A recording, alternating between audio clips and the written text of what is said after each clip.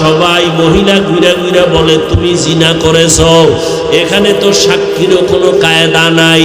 আল্লাহর বান্দা ইবাদত করনেওয়ালা বলে ওই মহিলাটাকে ডাক দাও, আমার সামনে হাজির করো। মনে আসেনি মা কি বলছিল? ও আল্লাহ, আমার সন্তানটারে একটা অবৈধ নারীর চেহারা না দেখাইয়া মরণ দিবা না। তোমার কাছে এটা কঠিন কিছু না, কিন্তু একজন ইবাদত করনেওয়ালার কাছে জীবন ধ্বংসের মতো। বেগানার নজর দেওয়া, একটা জিনাকারিনীর চেহারা দেখা, এটা ইবাদতের লাইন কাইটা যাওয়ার কারণ। এটা তোমারে তো বুঝানোই যাবে না। ওই আল্লাহর বান্দার জন্য মা বলেছিলেন জিনাকারিনীর চেহারা না দেখাইয়া আমার সন্তানের মরণ দিবা না। এইবার মায়ের দোয়া কবুল হচ্ছে, সবাই দৌড়াইয়া গেল। এই তুমি বাচ্চা নিয়ে আসো আমাদের আল্লাহর ওলির দরবারে, তার সামনে দাঁড়াইয়া তুমি বলতে পারবানি? হ্যাঁ বলবো, চলো চলো। এবার নিয়ে যখন রওয়ানা, পাহাড়ের উপরে উঠিয়া হাজারো মানুষ, ওই সুন্দরী নারী বাচ্চা নিয়ে দাঁড়ানো। ইবাদত করনেওয়ালা চোখের হেফাজতের জন্য লোকালা বাদ দিয়ে আসছে পাহাড়ের চূড়ায়। কিন্তু আজকে বেগানার নজর দিতে হবে, জেনাকারিনীর চেহারা সামনাসামনি হবে, না হয় বাঁচার উপায় নাই। নামাজের মুসাল্লায় দাঁড়াইয়া চোখের পানি সারিয়া কয় মালিক, তুমি জানো আমি কোনো অপরাধ করি নাই, আমার বিরুদ্ধে অপবাদ রটায়। ও আল্লাহ, আমার তো কোনো সাক্ষী নাই, তুমি কুদরতের ফয়সালা করে দাও। ও আল্লাহ, তুমি জানো আমি তো কোনো গুনাহ করি নাই, মানুষ আমার বিরোধিতা করে। ও আল্লাহ, তুমি আমাকে পবিত্র বানায় দাও, পবিত্র প্রমাণ করে দাও। এইভাবে কান্নাকাটি কইরা এইবার জিনাকারিনী মহিলার সামনে আইসা ডাক দিয়া কয় তুমি আমার বিরুদ্ধে অপবাদ দিছো? বলে হ্যাঁ। কি দিছো? কয় বাচ্চা তোমার। দে বাচ্চা আমার হাতে দে। এবার ওই বেশ্যা জাহান্নামী জিনাকারী নারীর হাত থেকে দুধের বাচ্চাটা কোলের মধ্যে নিয়া আল্লাহর বান্দা চোখের পানি ছেড়ে কাঁদেন, আর সবার সামনে দুধের বাচ্চাটারে জিজ্ঞাসা করে, এই বাচ্চা কথা বল, বল তাড়াতাড়ি তোর বাবাকে। বাচ্চাকে যখন প্রশ্ন করলো, বাচ্চাটা কথা বলতে পারতো না। ওই যে নামাজ পড়া মাওলার কাছে কান্নাকাটি করে দোয়া করছি, আল্লাহ কুদরতের রাস্তা খুলে দিছেন, বাচ্চার জবান খুলে গেছে। দুধের বাচ্চা ডাক দিয়া কয় আমার বাবা হলো ওই রাখাল, আমার বাবা হলো ওই রাখাল। এইবার আল্লাহর বান্দা পবিত্র হয়ে গেল, ওই জিনার অপবাদ থেকেও আল্লাহ বাঁচাইলেন, আর মায়ের বরদোয়াটাও কাজে লাগাইলেন। মা বলছিল জিনাকারিনীর চেহারা না দেখে মরণ হবে না, চেহারাও দেখাইলেন, আর মাওলার কাছে চোখের পানি ছেড়ে কান্না করেছেন। আল্লাহ তার ইজ্জত হেফাজত করলেন। এইবার সব মানুষ মহিলার উপরে ক্ষিপ্ত হয়ে গেল। এরে নবীরা আশিক উম্মতের দল, ওই আল্লাহ এখনো আছে না নাই? ওই আল্লাহকে ভুলিয়া কই গেছো? ওই আল্লাহর মোহাব্বত দিয়া সামনে আগাও। তোমার লেখাপড়া বন্ধ করা লাগবে না, চাকরি বন্ধ করা লাগবে না, আল্লাহর মোহাব্বত নিয়ে চলো। জীবনে আর নামাজ ছাড়বা না, আর মা বাবারে কষ্ট দিবা না, আল্লাহর বিরোধিতাও করবা না। যদি মা বাবার দোয়া নিয়ে চলতে পারো, আল্লাহ বিজয় দিবে দুনিয়ায়, আল্লাহ বিজয় দেবে আখেরাতে। বিনা হিসাবে জান্নাতে যাইবা। পিছনে যারা অপরাধ করেছো রে বাবা, ও যুবক, আল্লাহ হেদায়েতের মালিক, কয়দিন আর বাহাদুরি করবা? আল্লাহর কাছে বিনয়ের সাথে তওবা করো। গুনার কথা একদিকে তাকাইয়া মনে মনে আমার মাওলারে ডাক দাও, ও আল্লাহ, জীবনে তো কম নামাজ ছাড়ি নাই, কম বেপরদায় চলি নাই, আজকে থেকে তৈরি হয়ে গেলাম, আর নামাজ ছাড়বো না, আমার মতো তোমার মতো বান্দা যদি স্কুল কলেজে পড়িয়াও নামাজ পড়ে, তুমি কেন পারবা না? মনেরে বুঝাও। তোমার মতো যুবক যদি গাড়ি চালাইয়া নামাজ পড়ে, তুমি কেন পারবা না? তোমার মতো বান্দা নদীর মধ্যে কাজ করে, কৃষি কাজ করে, নামাজ ছাড়ে না, তুমি কেন পারবা না? আল্লাহর কাছে হেদায়েতের জন্য দোয়া চাও, মা বাবার দোয়া নিয়ে চলবা, আর কোনোদিন দাড়ি কাটবা না, মা বাবারে কষ্ট দিবা না, আলেমদের বিরোধিতা করবা না, নবীর তরিকার বাহিরে চলবা না। তওবা করার মতো যদি অন্তর তৈরি হয়, মুনাফিকি যদি অন্তরে না থাকে, ও যুবক পায়ে হাত রেখে বলে গেলাম, আমার মতো হুজুর হইতে তোমাকে বলি না, মাওলানা হইতেও বলি না, তুমি ডাক্তার হও, ইঞ্জিনিয়ার হও, তবে আল্লাহর হুকুম মতো চলিও, নবীর তরিকা মতে চলিও, মা বাবার দোয়া নিয়ে চলিও, আলেমদের পরামর্শ নিয়ে চলিও, নবীর মোহাব্বত নিয়ে চলিও। তোমার ব্যবহারে যেন কেউ কষ্ট না পায়, তোমার আদর্শ দিয়া যেন অন্ধকার দূর হয়ে যায়, আদোওয়ালা জিন্দেগি নিয়ে চলিও। আল্লাহর কাছে তওবার যদি খাঁটি নিয়ত অন্তরে কারো থাকে যে মরিয়া গেলে যাবা, নার নামাজ ছাড়বা না, আল্লাহকে যদি মন মতো বলতে পারো, আল্লাহ হায়াতের মালিক তুমি, রিজিকের মালিক তুমি, সম্মানের মালিক তুমি, আজকে থেকে তওবার নিয়ত করলাম, নামাজ ছাড়বো না, দাড়ি কাটবো না, বেপরদায় চলবো না, মা বাবার সাথে বেয়াদবি করবো না, উলামায়ে কেরামের পরামর্শ নিয়া নবীর সুন্নাত অনুযায়ী চলবো। তওবা করার মতো যদি কারো অন্তর তৈরি হয়, খাঁটি অন্তর যদি থাকে, মুনাফিকি যদি অন্তরে না থাকে, খাঁটি তওবার নিয়ত যাদের আছে, দুটো হাত আমার আল্লাহকে দেখাইয়া দাও।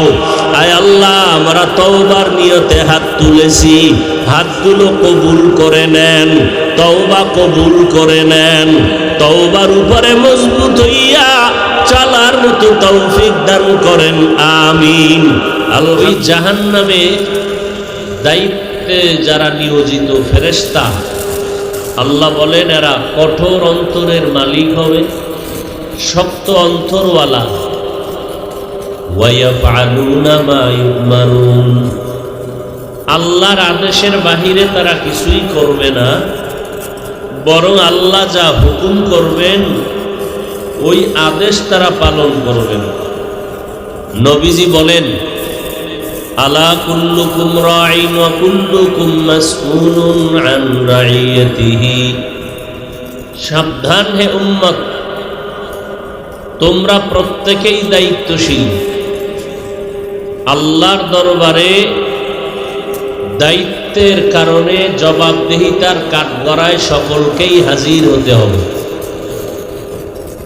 নবীজি হাদিস যখন সাহাবায়ে কেরামদেরকে শুনাইলেন, সাহাবায়ে কেরামদের মধ্য থেকে কেউ প্রশ্ন করলেন, হে রাসূল করিম সাল্লাল্লাহু আলাইহি ওয়াসাল্লাম, কে কার উপরে দায়িত্বশীল?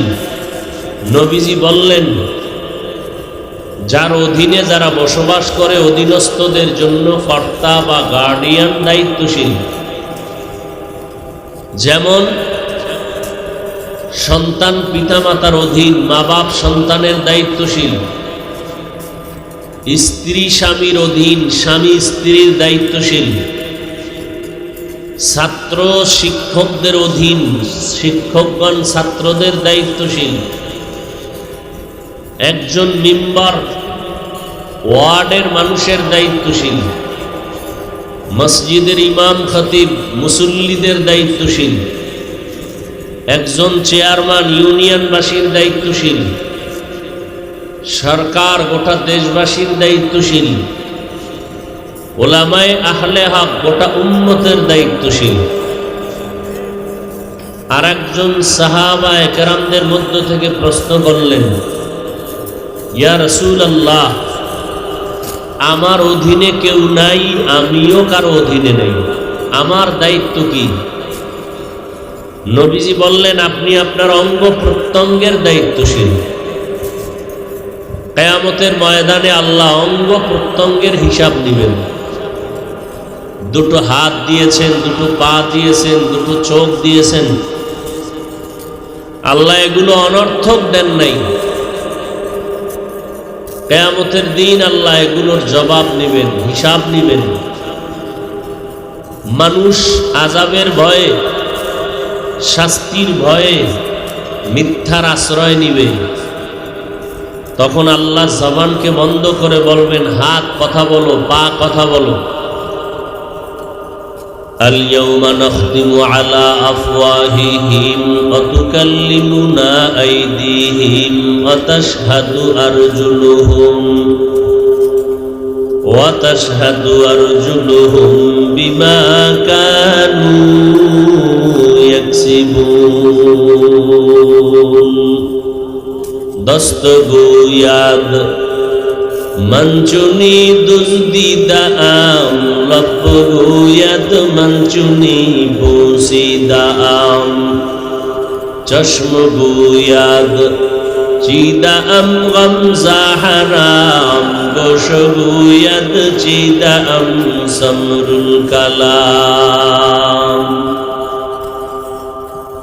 জবানকে আল্লাহ বন্ধ করে দিবেন।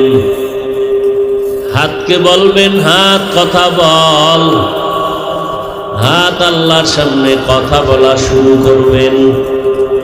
ও দয়ার মালিক, দুটো হাত তুমি দিয়েছো যেই ডিউটি করার জন্য, তোমার বান্দা সে ডিউটি করে নাই। হাতের দ্বারা মানুষের কল্যাণে ব্যবহার করবে, এই হাত দ্বারা মানুষের পক্ষে কাজ করবে, মা বাবার কল্যাণে কাজ করবে, এই হাতের দ্বারা কোরআন ধরে ধরে পড়বে। বান্দা হাত দিয়া অন্যায়ের দিকে হাতকে প্রসারিত করেছে, হাতের দ্বারা অন্যায়ের কল্পনা করে মানুষের ক্ষতি সাধনে হাত ব্যবহার করেছে। হারাম জিনিস হাত দ্বারা ধরেছে, নাপাক জিনিস হাতের মাধ্যমে স্পর্শ করেছে। আল্লাহ বলবেন, পা কথা বলো। আল্লাহর অর্ডারে পা কথা বলবে, চোখ কথা বলবে। ও দয়ার মালিক, দুটো চোখ তুমি দান করেছো, মা বাবা দেখবে সওয়াব, এই চোখ দিয়া আলেম দেখবে সওয়াব, এই চক্ষু দিয়া কোরআন দেখে দেখে পড়বে সওয়াব, এই চোখের দ্বারা তোমার ঘর বাইতুল্লাহ দেখবে সওয়াব, তোমার কুদরত দেখবে সওয়াব। কিন্তু বান্দা এই চোখের দ্বারা ভালো কিছু দেখে নাই, বরং সারাটা রাত মোবাইলের দিকে তাকাইয়া তাকাইয়া কবিরা গুনাহ করে করে রাত কাটিয়েছে, ঘুমায় নাই। আল্লাহর আদালতে সব অঙ্গ প্রত্যঙ্গ কথা বলবে।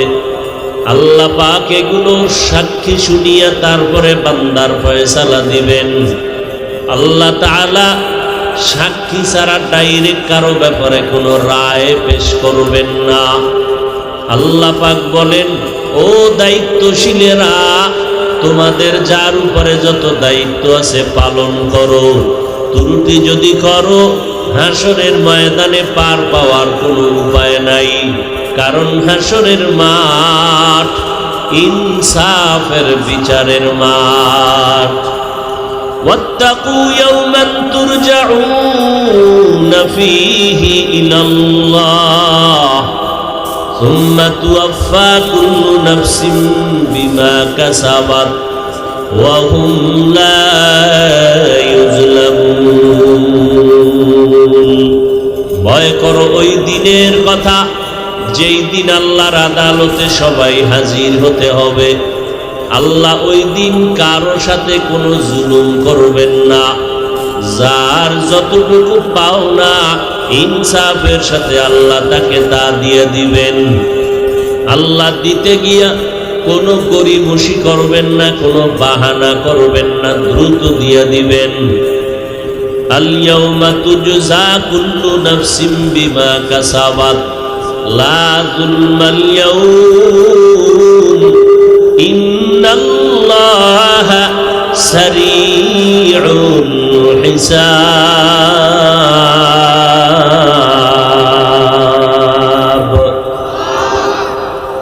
আল্লাহ তাআলা বলেন হাসরের ময়দান বড় ভয়ঙ্কর হবে। আল্লাহ পাক কারুর উপর এক বিন্দু জুলুম করবেন না, ইনসাফের বিচার আল্লাহ কায়েম করবেন এবং বিচারটা খুব দ্রুত হয়ে যাবে। কত দ্রুত হবে বলে, ফজর থেকে জোহর পর্যন্ত এই সময়ের মধ্যে হাসরের ময়দানের কোটি হাজার লাখ কোটি মানুষের বিচার কমপ্লিট হয়ে যাবে। এটা কেমন করে সম্ভব? আমার আল্লাহ তাআলার কুদরতের দ্বারা বড় সম্ভব। অসম্ভবকে সম্ভব করার ক্ষমতা আছে কার? আরো জোরে বলেন। একটা গাছ কথা বলতে পারে না, এটাই স্বাভাবিক। আল্লাহর কুদরতে কি পারে না? পারে না। রহমতের নবী আমার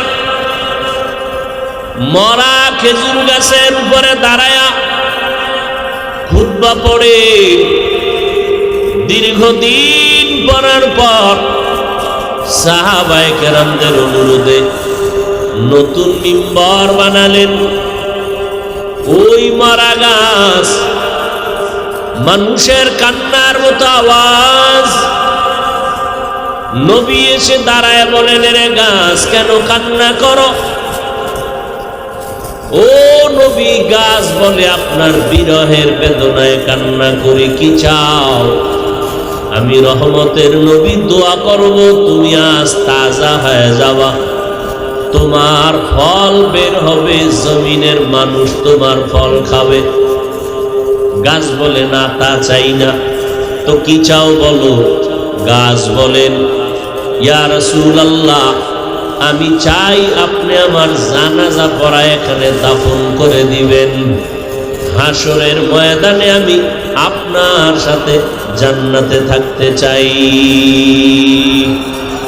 উস্তুনে হান্নানা আজ হজরে রসুল নালামি জাদ হামচুয়ার বাবুল।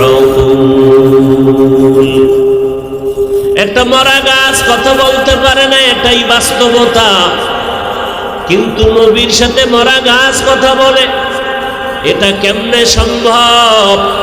এর সংক্ষেপ জবাব হলো, আমার আল্লাহর কুদরতের দ্বারা সম্ভব। অসম্ভবকে সম্ভব যিনি করেন তিনি আমার আল্লাহ। এই বিশ্বাস যারা অন্তরে জমা রাখবে তারা মুমিন। এই বিশ্বাস যারা অন্তরে জমা রাখবে না তারা বেঈমান। একটা দুধের বাচ্চা মায়ের কোলে কথা বলতে পারে না, এটাই বাস্তবতা। কিন্তু আবার আল্লাহ যদি ক্ষমতা দেন, পারে না? পারে না। ঈসা নবী মায়ের কোলে দুগ্ধ পান অবস্থায় কথা বলেছেন। পয়গম্বর ঈসা আলাইহিস সালাম আর এক আল্লাহর বান্দার ঘটনা হাদিসে পাকের মধ্যে আছে। রহমতের নবী বয়ান করেন, নবী বলেন, ও সাহাবায়ে কেরাম, আমার আগে একজন নবী চলে গেছেন, মুসা আলাইহিস সালাম। মুসা নবীর উম্মতের মধ্যে একটা দল ছিল বনি ইসরাইল।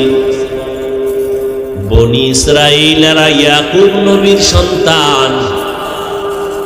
আর ঈসা নবী আর মুসা নবীর উম্মত হলো বনি ইসরাইলেরা দুই ভাগে বিভক্ত। সব বনি ইসরাইল ইয়াকুব নবীর সন্তান।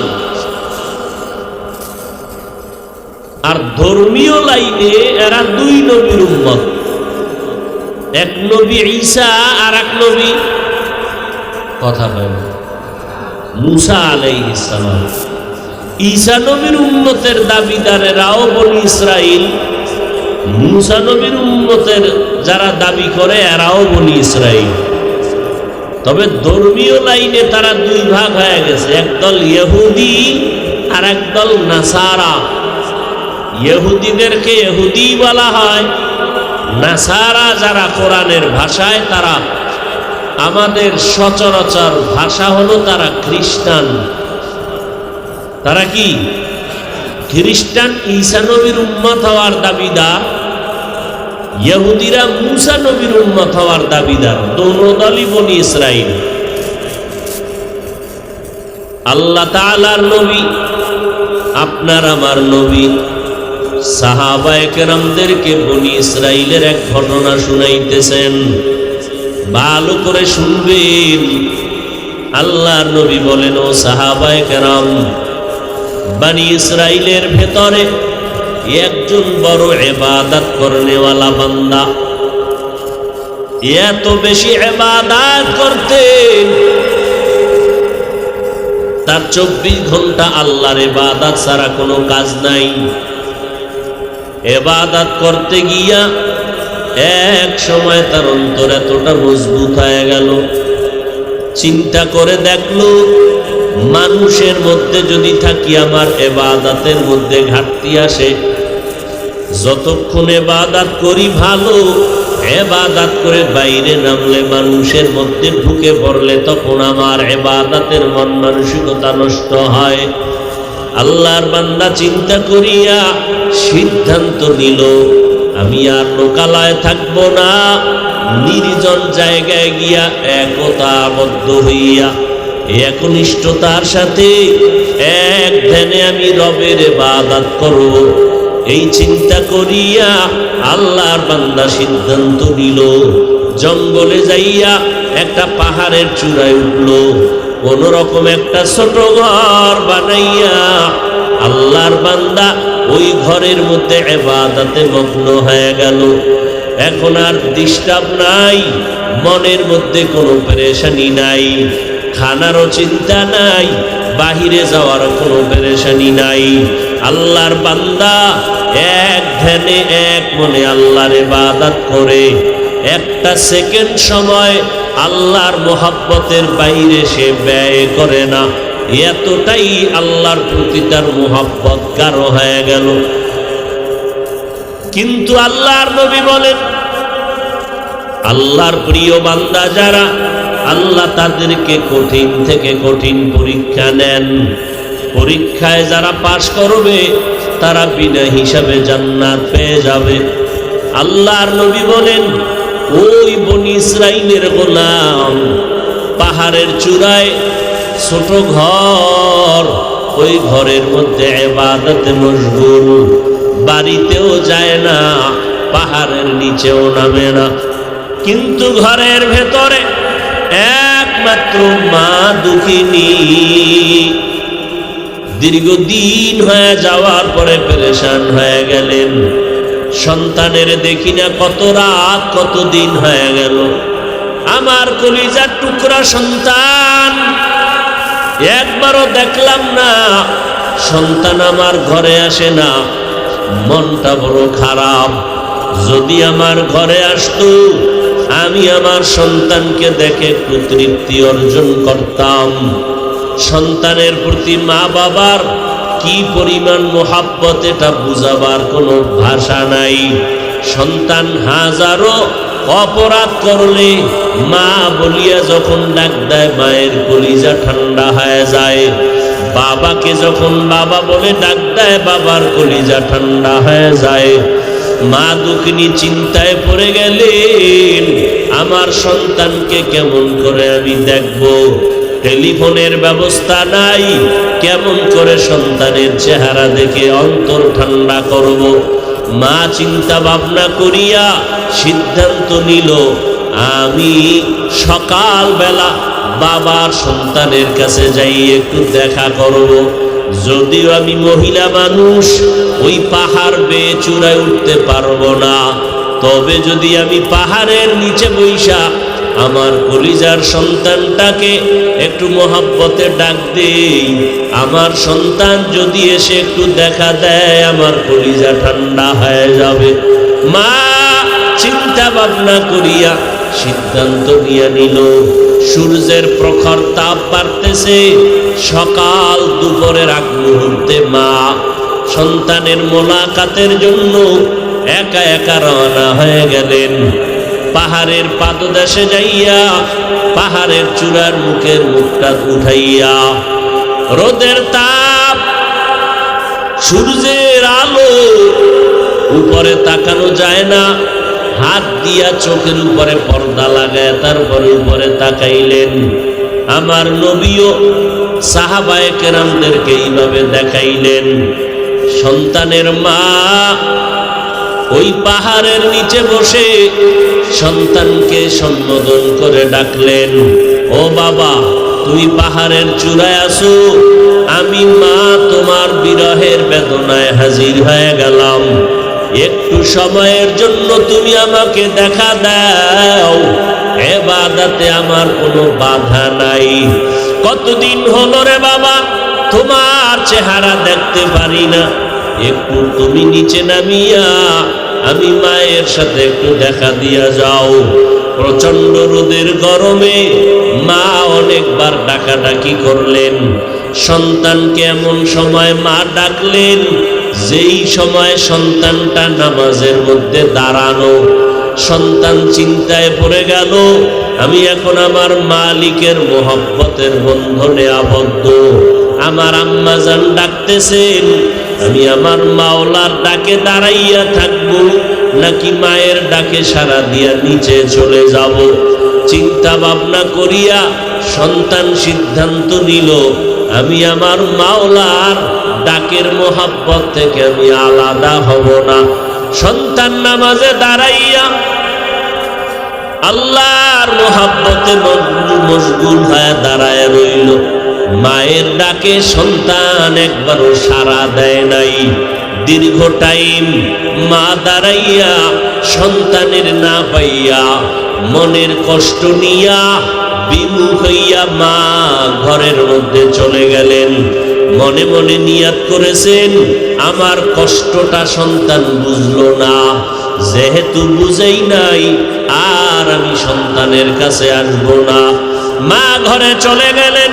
ঘরের মধ্যে যাওয়ার পর রাতের বেলা ঘুমায়, মায়ের চোখে ঘুম আসে না। অন্তরের ভেতরে জ্বালা, অন্তরের ভেতরে মোহাব্বতের আগুন জ্বলতেছে। সন্তানটাকে না দেখলে কলিজা ঠান্ডা হবে না। একবার গেলাম, মা আবারও সিদ্ধান্ত নিলেন আর একবার যাই। সন্তান দেখিনি, আমার মোহাব্বতের ডাকে এসে আমার সাথে মোলাকাত করে। সন্তানের ডাকে, মায়ের মোহাব্বতের টানে সন্তানের কাছে মা আর একবার রওয়ানা। মা হেঁটে হেঁটে সূর্য যখন তাপ দেওয়া শুরু করলো এই টাইমে চলে গেলেন। পাহাড়ের পাদদেশে যাইয়া মা আর একবার ডাক দিলেন, ও সন্তান, তুমি আমাকে সারিয়া ইবাদতের ময়দানে হাজির হয়েছো। আমি মায়ের অন্তরে কোনো দুঃখ নাই, তুমি ইবাদত করবা, আমি মায়ের কোনো বাধা নাই। তবে তুমি একবার একটু নিচে নেমে আসো, আমি মা তোমাকে না দেখে পাগলের মতো হয়ে গেলাম। একবার আইসা আমাকে মা বলে ডাক দাও, আমি মায়ের চেহারাটা দেখো, আমি মা তোমার চেহারাটা দেখে কলিজা ঠান্ডা করব। দীর্ঘ টাইম আজ মা দাঁড়ায় দাঁড়ায় সন্তানের ডাকে। মায়ার নবীও চোখের পানি ছেড়ে কাঁদেন আর বলেন, ও সাহাবায়ে কেরাম, আজও মা যখন ডাকছে সন্তানটা আজও নামাজের মধ্যে দাঁড়ানো। ও সন্তানেরা, ভালো করিয়া শুনিয়া নাও, ওই মায়ের মোহাব্বত ভাষা নাই বুঝাবার মতো। আজকে তুমি যতই বাহাদুরি করো না কেন, টাকার মালিক, বাড়ির মালিক, গাড়ির মালিক হয়ে গেছো, সম্মানের চেয়ারের মালিক, একবারও কি চিন্তা করছো রে বাবা? এই সম্মান, এই টাকা, এই বাড়ি গাড়ি, এগুলো কিছুই তোমার বাহাদুরি না, সব হলো দুঃখিনী মায়ের চোখের পানি আর মা বাবার দোয়ার কারণে। ওই মা বাবার দোয়া যদি না থাকতো তুমি সম্মানের চেয়ার পাইতা না, টাকা পয়সা বাড়ি গাড়ির মালিক হতে পারতা না। আজকে অনেক সন্তানের কারণে মা বাবা চোখের পানি ফেলে, কত কান্না কাঁদে। ওই সন্তান টাকা পয়সা পাইয়া মা চিনে না, বাবাও চিনে না। ওই সন্তান টাকা পয়সার মালিক হইয়া মা বাবার খোঁজ খবর রাখে না। ও সন্তান, ওই মা যদি একবার দুঃখ করিয়া বরদোয়া করে, তোমার কপাল নষ্ট হয়ে যাবে। ও সন্তানেরা, ওই মা বাবাকে কষ্ট দিও না। আজও সন্তানের মা পাহাড়ের নিচে দাঁড়াইয়া সন্তানটাকে ডাকতেছেন। হাদিসে পাকে আমার নবী বনি ইসরাইলের ঘটনা শুনাইতেছেন। সন্তান আজও নামাজে দাঁড়ানো, চিন্তায় পড়ে গেল। নামাজের ভিতরে দাঁড়াইয়া আমি আমার মাওলার ডাকের সাড়া দিব না মায়ের ডাকে জবাব দিব। সন্তান সিদ্ধান্ত নিল, আজও আমি মাওলার ডাকের সাড়া থেকে পিছনে যাব না। মা যতই ডাক দেখ না কেন, আমি মায়ের ডাকে সাড়া দিব না। আজও মা সূর্যের গরমে দীর্ঘ টাইম কষ্ট করে দাঁড়াইয়া সন্তানের সাড়া না পাইয়া মা কষ্ট নিয়ে বাড়ির মধ্যে রওয়ানা। বিদায় বেলা যায় আর বলে, ও সন্তান, তুমি ইবাদত করো, আমি মা চলে গেলাম, আর তোমারে আমার প্রয়োজন নাই রে বাবা। মা কষ্ট নিয়ে বাড়ি চলে গেলেন। দুদিন তিন দিন কিন্তু মায়ের অন্তরে মানাইতে পারে না। সন্তানের কথা যখনই মনে পড়ে, মা অঝোর দাঁড়ায় কান্না করে। ও দয়ার মালিক, ওই সন্তানের তো বুঝাইতে পারি না আমি মায়ের মনে কত কষ্ট। এইবার মা শেষ আর একবার সিদ্ধান্ত নিলেন, আমি এই শেষবারের মতো আবার যাব, সন্তানের গিয়া কলিজা ভরে ডাকবো। সন্তান দেখিনি শেষবারের মতো আমার মোহব্বতে ঈশা সাড়া দেয়। তৃতীয়বারের মতো মা ঘর থেকে বের হইয়া রওয়ানা। ও যুবক বাবারা, মা বাবার দোয়ার কারণে রে বাবা, অথচ সন্তানের একটু ভাবিয়া দেখো, এই বয়সে মা বাবাকে কত কষ্ট দিয়েছো, মা বাবারে কত ধমক দিয়েছো। ও সন্তান, কপাল যদি ভালো করতে চাও, ওই মা বাবার কাছে গিয়া ক্ষমা চাইয়া দোয়া নিও। মা বাবা যদি দোয়া না করে, তোমার কপাল আর খুলবে না। আর যদি মা বাবা তোমার আমার মাথায় হাত বুলাইয়া দোয়া করিয়া দেয়, সাথে সাথে আল্লাহর দরবারে মা বাবার দোয়া কবুল হয়ে যাবে। ও সন্তান, ওই মা বাবারে ভুলিয়া যাইও না রে বাবা, মা বাবারে কষ্ট দিও না রে বাবা। ওই মা বাবার দোয়া নেওয়ার চেষ্টা করিও। ওই মা বাবা দোয়া করলে আরশে আজিমে বসতে কোনো পর্দা থাকবে না। আল্লাহর বান্দি সন্তানের মহব্বতে পড়িয়া তৃতীয়বারের মতো রওয়ানা। সন্তান কোথায় একটা নজর দেখবো, কলিজা ঠান্ডা হয়ে যাবে। মা সন্তানকে পাওয়ার জন্য, দেখার জন্য শেষবারের মতো রওনা হয়ে গেল। সূর্যের গরম, পাহাড়ের পাদদেশে গিয়া মা দাঁড়াইলেন। দাঁড়াইয়া আবার আগের মতো ডাকতেছে, ও আমার কলিজার সন্তান, শেষবারের মতো আসছি রে বাবা। আমি তোমাকে না দেখলে আমার কলিজা ঠান্ডা হবে না। একটু নিচে নেমে এসে মায়ের চেহারার সাথে একটু দেখা করায়া যাও। সন্তানকে মা আজও এমন সময় ডাক দিলেন, যেই সময় সন্তান নামাজের ভিতরে মশগুল। সন্তান চিন্তায় পেরেশান হয়ে গেল, মায়ের ডাকে আমি কি নিচে যাব না নামাজ শেষ করব। সন্তান আজও সিদ্ধান্ত নিল, মায়ের ডাকে সাড়া না দিয়া নামাজ ছাড়ব না, নামাজের ভিতরে মশগুল হয়ে যাব। ইসলামের আইন হলো নফল নামাজ যদি পড়ো, মা যদি বারবার ডাক দেয়, নামাজ তুমি ছেড়ে দিয়া মায়ের ডাকে সাড়া দাও। কারণ মা যদি আবার কষ্ট পাইয়া চোখের পানি ছেড়ে দেয়, সন্তান যত টাকার মালিক হও না কেন, যত গাড়ি বাড়ির মালিক হও না কেন, মায়ের বরদোয়ার সাথে সাথে কবুল হয়ে যাবে, তোমার কপাল পুড়িয়া যাবে। টাকা পয়সা তোমাকে বাঁচাইতে পারবে না, ক্ষমতায় বাঁচাইতে পারবে না। ওই মা বাবার অন্তরে যেন কষ্ট না যায়, এই জন্য ইসলামের আইন হলো নফল নামাজেও যদি দাঁড়াও, মা বাবায় যদি কলিজা ভরিয়া বারবার ডাকে, তাড়াতাড়ি নামাজ সারিয়া সারা দাও, মা বাবা যেন কষ্ট না পায়। এরে নবীর উম্মতের দল ও যুবকের দল, আজও সন্তান মায়ের ডাকে সাড়া দেয় না। আজকে মা অনেক কষ্ট পেয়ে গেল। 3টা দিন আসলাম, একটা দিন সন্তান আমার ডাকে সাড়া দিল না। আজকে মা এত ভীষণ কষ্ট পাইয়া চোখের পানি ছেড়ে কান্না শুরু করলেন।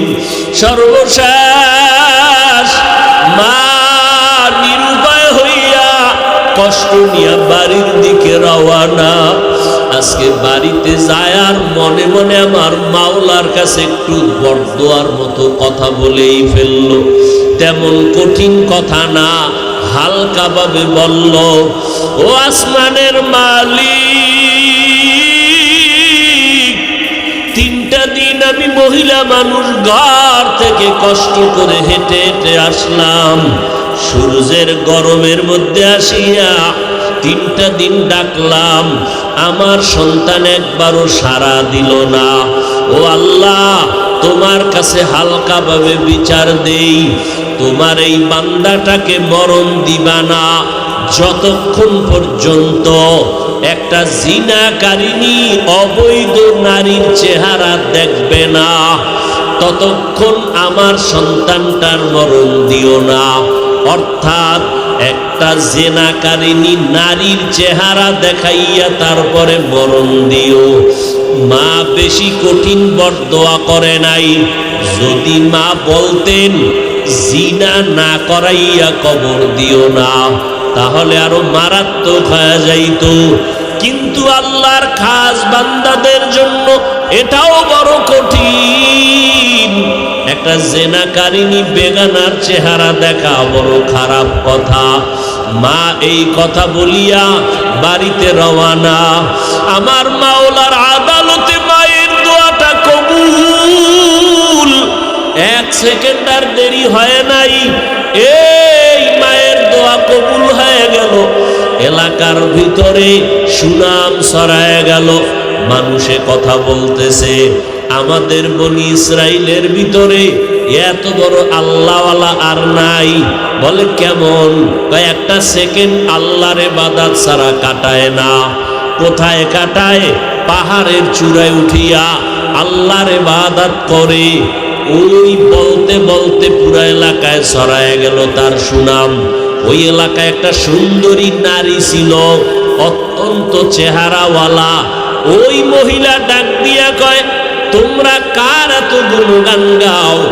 বলে আমাদের বনি ইসরাইলের সন্তান পাহাড়ের চূড়ায় ইবাদত করে, একটা সেকেন্ড ইবাদত ছাড়া খালি যায় না, এবং সে কোনো গুনাহ করে না, গুনার দিকে নজরও দেয় না। ওই মহিলা ডাক দিয়া কয়, তোমরা যতই গুণগান গাও, আমি একজন নারী, তারে গুনার দিকে নিয়ে যাইতে পারবো। আমার চেহারাটা দেখলেই সে পাগল হয়ে যাবে। এইবার সবাই কয় পারবা না। মহিলা কয় চ্যালেঞ্জ দিলাম, আমি পারবো। ওই বান্দাকে আমি আমার দিকে নজর ফিরাইতে, আর আমার দিকে যখন নজরটা ফিরে যাবে, ইবাদতের লাইন কেটে যাবে। বেগানার দিয়ে তাকাইলে মাওলা কলবের দরজা বন্ধ করে দেয়। আল্লাহ আমাদের নজরকে হেফাজত করার তৌফিক দান করেন, বলেন আমিন।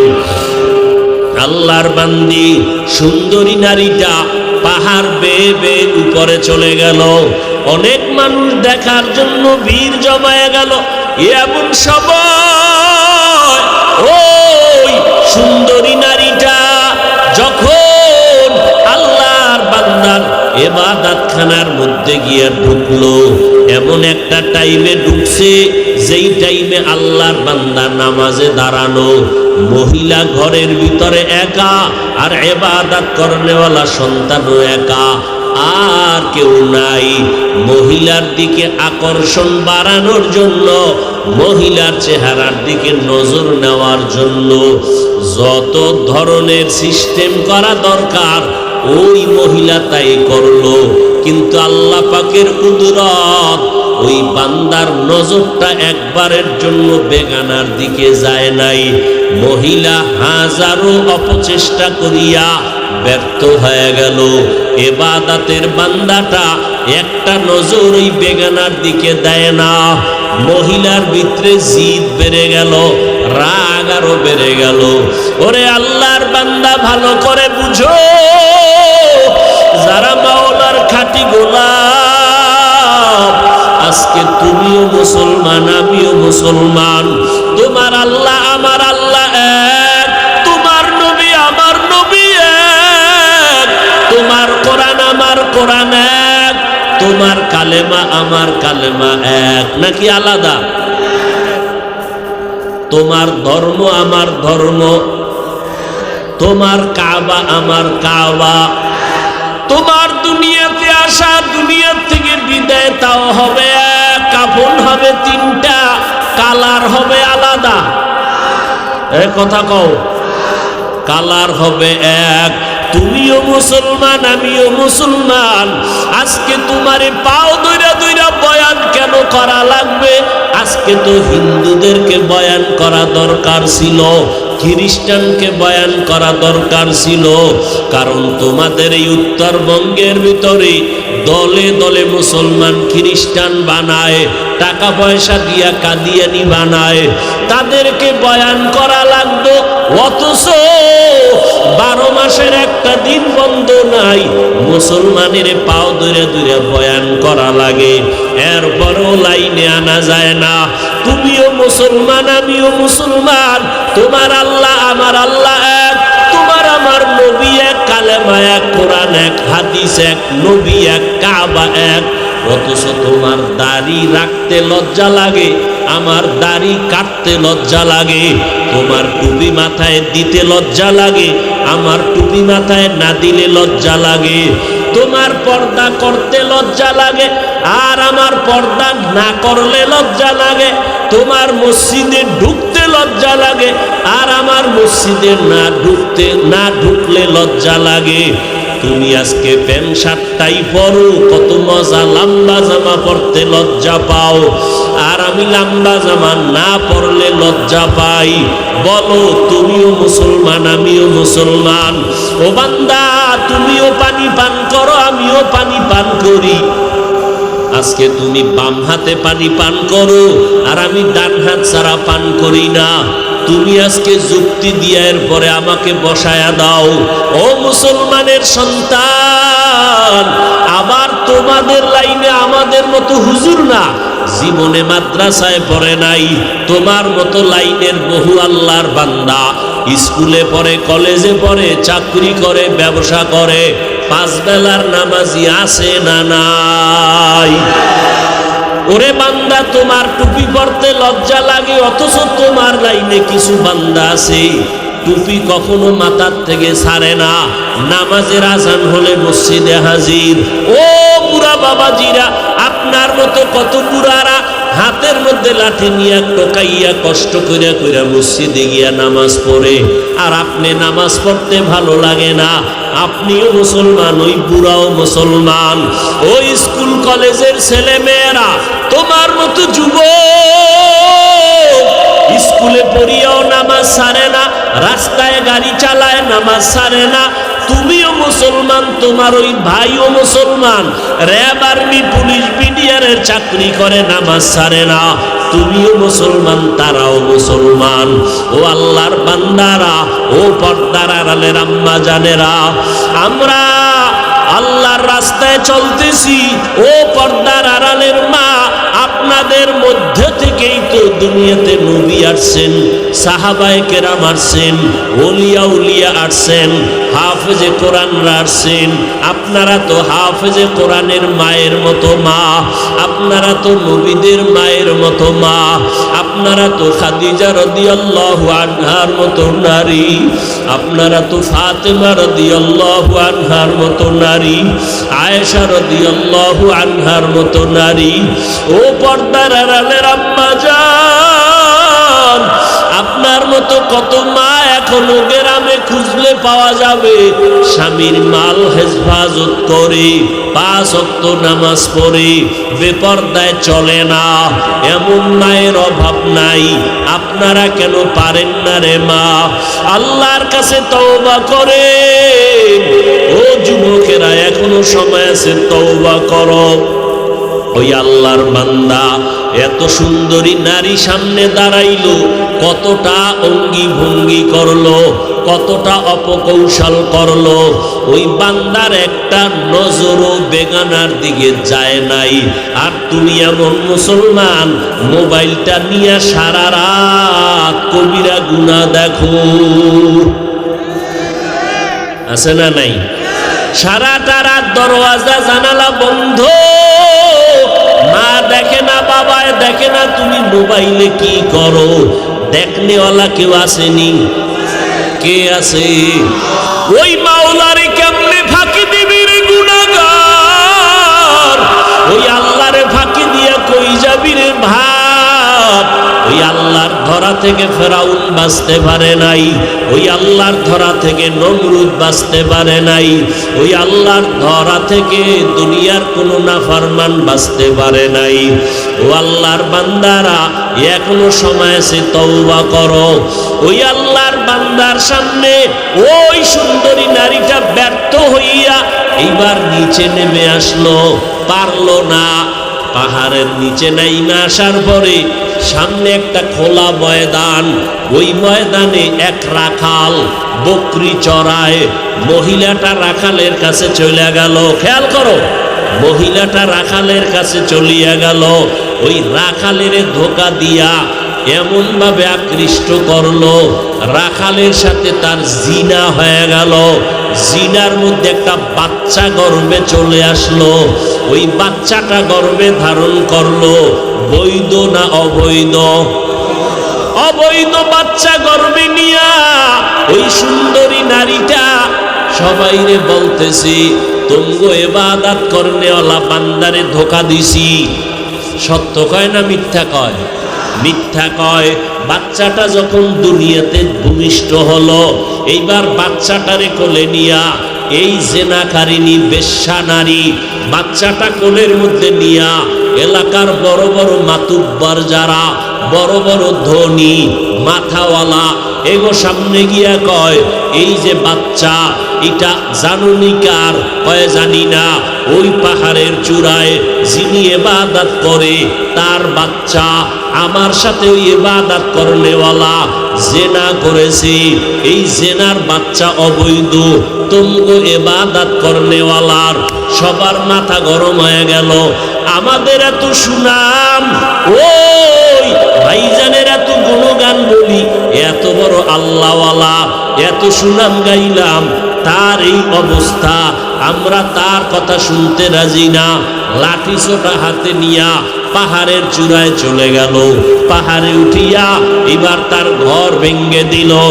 এক পর্যায়ে ওই আল্লাহর বান্দার শরীরের উপরে বেতের আঘাত যখন শুরু করলো, আবেদ বান্দা চোখের পানি সারিয়া কয়, বাবারা 1 সেকেন্ডের জন্য দাঁড়াও, তোমরা আমার গায়ে হাত তুলতেছো কারণ কি? বলে, শুনছি তুমি আমাকে এই সুন্দরীর সাথে জিনা করেছো, অবৈধ বাচ্চা হয়েছে। ওই আল্লাহর বান্দা চোখের পানি ছেড়ে বলে, আল্লাহর কসম, আমি একটা গুনাহ করি নাই। খবরদার, বলে না সবাই। মহিলা ঘুরে ঘুরে বলে, তুমি জিনা করেছো, এখানে তো সাক্ষীরও কোনো কায়দা নাই। আল্লাহর বান্দা ইবাদত করনেওয়ালা বলে ওই মহিলাটাকে ডাক দাও, আমার সামনে হাজির করো। মনে আসেনি? মা কি বলছিল? ও আল্লাহ, আমার সন্তানটারে একটা অবৈধ নারীর চেহারা না দেখাইয়া মরণ দিবা না। তোমার কাছে এটা কঠিন কিছু না, কিন্তু একজন ইবাদত করনেওয়ালার কাছে জীবন ধ্বংসের মতো। বেগানার নজর দেওয়া, একটা জিনাকারিনীর চেহারা দেখা, এটা ইবাদতের লাইন কাইটা যাওয়ার কারণ। এটা তোমারে তো বুঝানোই যাবে না। ওই আল্লাহর বান্দার জন্য মা বলেছিলেন, জিনাকারিনীর চেহারা না দেখাইয়া আমার সন্তানের মরণ দিবা না। এইবার মায়ের দোয়া কবুল হচ্ছে, সবাই দৌড়াইয়া গেল।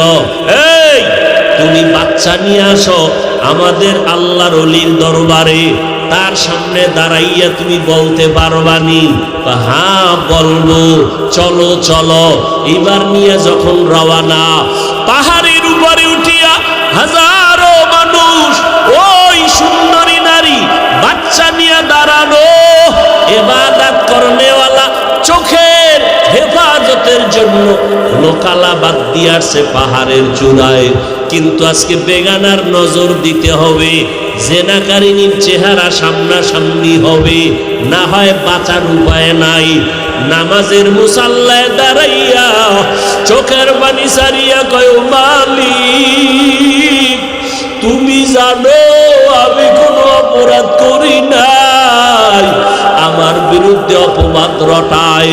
ও আল্লাহ, আমার তো কোনো সাক্ষী নাই, তুমি কুদরতের ফয়সালা করে দাও। ও আল্লাহ, তুমি জানো আমি তো কোনো গুনাহ করি নাই, মানুষ আমার বিরোধিতা করে। ও আল্লাহ, তুমি আমাকে পবিত্র বানায় দাও, পবিত্র প্রমাণ করে দাও। এইভাবে কান্নাকাটি কইরা এইবার জিনাকারিনী মহিলার সামনে আইসা ডাক দিয়া কয়, তুমি আমার বিরুদ্ধে অপবাদ দিছো? বলে হ্যাঁ। কি দিছো? কয় বাচ্চা তোমার। দে বাচ্চা আমার হাতে দে। এবার ওই বেশ্যা জাহান্নামী জিনাকারী নারীর হাত থেকে দুধের বাচ্চাটা কোলের মধ্যে নিয়া আল্লাহর বান্দা চোখের পানি ছেড়ে কাঁদেন, আর সবার সামনে দুধের বাচ্চাটারে জিজ্ঞাসা করে, এই বাচ্চা কথা বল, বল তাড়াতাড়ি তোর বাবাকে। বাচ্চাকে যখন প্রশ্ন করলো, বাচ্চাটা কথা বলতে পারতো না। ওই যে নামাজ পড়া মাওলার কাছে কান্নাকাটি করে দোয়া করছি, আল্লাহ কুদরতের রাস্তা খুলে দিছেন, বাচ্চার জবান খুলে গেছে। দুধের বাচ্চা ডাক দিয়া কয়, আমার বাবা হলো ওই রাখাল, আমার বাবা হলো ওই রাখাল। এইবার আল্লাহর বান্দা পবিত্র হয়ে গেল, ওই জিনার অপবাদ থেকেও আল্লাহ বাঁচাইলেন, আর মায়ের বরদোয়াটাও কাজে লাগাইলেন। মা বলছিল জিনাকারিনীর চেহারা না দেখে মরণ হবে না, চেহারাও দেখাইলেন, আর মাওলার কাছে চোখের পানি ছেড়ে কান্না করেছেন। আল্লাহ তার ইজ্জত হেফাজত করলেন। এইবার সব মানুষ মহিলার উপরে ক্ষিপ্ত হয়ে গেল। এরে নবীরা আশিক উম্মতের দল, ওই আল্লাহ এখনো আছে না নাই? ওই আল্লাহকে ভুলিয়া কই গেছো? ওই আল্লাহর মোহাব্বত দিয়া সামনে আগাও। তোমার লেখাপড়া বন্ধ করা লাগবে না, চাকরি বন্ধ করা লাগবে না, আল্লাহর মোহাব্বত নিয়ে চলো। জীবনে আর নামাজ ছাড়বা না, আর মা বাবারে কষ্ট দিবা না, আল্লাহর বিরোধিতাও করবা না। যদি মা বাবার দোয়া নিয়ে চলতে পারো, আল্লাহ বিজয় দিবে দুনিয়ায়, আল্লাহ বিজয় দেবে আখেরাতে। বিনা হিসাবে জান্নাতে যাইবা। পিছনে যারা অপরাধ করেছো রে বাবা, ও যুবক, আল্লাহ হেদায়েতের মালিক, কয়দিন আর বাহাদুরি করবা? আল্লাহর কাছে বিনয়ের সাথে তওবা করো। গুনার কথা একদিকে তাকাইয়া মনে মনে আমার মাওলারে ডাক দাও, ও আল্লাহ, জীবনে তো কম নামাজ ছাড়ি নাই, কম বেপরদায় চলি নাই, আজকে থেকে তৈরি হয়ে গেলাম, আর নামাজ ছাড়বো না। আমার মতো তোমার মতো বান্দা যদি স্কুল কলেজে পড়িয়াও নামাজ পড়ে, তুমি কেন পারবা না? মনেরে বুঝাও। তোমার মতো যুবক যদি গাড়ি চালাইয়া নামাজ পড়ে তুমি কেন পারবা না? তোমার মতো বান্দা নদীর মধ্যে কাজ করে, কৃষি কাজ করে, নামাজ ছাড়ে না, তুমি কেন পারবা না? আল্লাহর কাছে হেদায়েতের জন্য দোয়া চাও, মা বাবার দোয়া নিয়ে চলবা, আর কোনোদিন দাড়ি কাটবা না, মা বাবারে কষ্ট দিবা না, আলেমদের বিরোধিতা করবা না, নবীর তরিকার বাহিরে চলবা না। তওবা করার মতো যদি অন্তর তৈরি হয়, মুনাফিকি যদি অন্তরে না থাকে, ও যুবক পায়ে হাত রেখে বলে গেলাম, আমার মতো হুজুর হইতে তোমাকে বলি না, মাওলানা হইতেও বলি না, তুমি ডাক্তার হও, ইঞ্জিনিয়ার হও, তবে আল্লাহর হুকুম মতো চলিও, নবীর তরিকা মতে চলিও, মা বাবার দোয়া নিয়ে চলিও, আলেমদের পরামর্শ নিয়ে চলিও, নবীর মুহাব্বত নিয়ে চলিও। তোমার ব্যবহারে যেন কেউ কষ্ট না পায়, তোমার আদর্শ দিয়া যেন অন্ধকার দূর হয়ে যায়, আদোওয়ালা জিন্দেগি নিয়ে চলিও। আল্লাহর কাছে তওবার যদি খাঁটি নিয়ত অন্তরে কারো থাকে যে মরিয়া গেলে যাবা, নার নামাজ ছাড়বা না, আল্লাহকে যদি মন মতো বলতে পারো, আল্লাহ হায়াতের মালিক তুমি, রিজিকের মালিক তুমি, সম্মানের মালিক তুমি, আজকে থেকে তওবার নিয়ত করলাম, নামাজ ছাড়বো না, দাড়ি কাটবো না, বেপরদায় চলবো না, মা বাবার সাথে বেয়াদবি করবো না, উলামায়ে কেরামের পরামর্শ নিয়া নবীর সুন্নাত অনুযায়ী চলবো। তওবা করার মতো যদি কারো অন্তর তৈরি হয়, খাঁটি অন্তর যদি থাকে, মুনাফিকি যদি অন্তরে না থাকে, খাঁটি তওবার নিয়ত যাদের আছে, দুটো হাত আমার আল্লাহকে দেখাইয়া দাও। আয় আল্লাহ, আমরা তওবার নিয়তে হাত তুলেছি, হাতগুলো কবুল করে নেন, তওবা কবুল করে নেন, তওবার উপরে মজবুত হইয়া চলার মতো তৌফিক দান করেন, আমিন।